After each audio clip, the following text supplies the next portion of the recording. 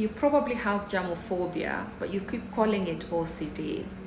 Germophobia, the scientific term is mesophobia. It's a specific fear towards germs. It's an irrational fear towards being contaminated by germs.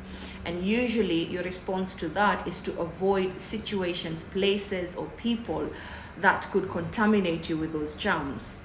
It may be associated with OCD, but not all the time. You see, OCD is about obsessive thoughts, thoughts that are intrusive, thoughts that are unpleasant, and they're usually accompanied by compulsions. So you can have a thought that if you don't close the window 7 times, and these thoughts are usually ritualistic, the instructions follow a particular ritual. If you don't close the window 7 times, then a terrible catastrophe is going to befall your loved one, or your parent is going to be struck by lightning, or you're going to get into a terrible accident. And so you have to complete that ritual to be able to calm that anxiety. That is the compulsion.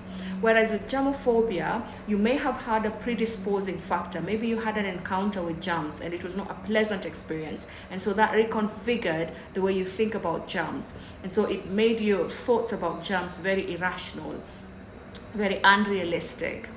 And both conditions tend to have a similar predisposition. So we have these 5 big personality traits that we usually use: open-minded, conscientious, extroverted, agreeable, neuroticism. So people who fall under the personality trait of neuroticism tend to have a higher predisposition to anxiety disorders.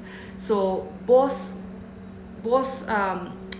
patients who develop OCD and germophobia tend to exhibit the same personality trait with it, which is neuroticism.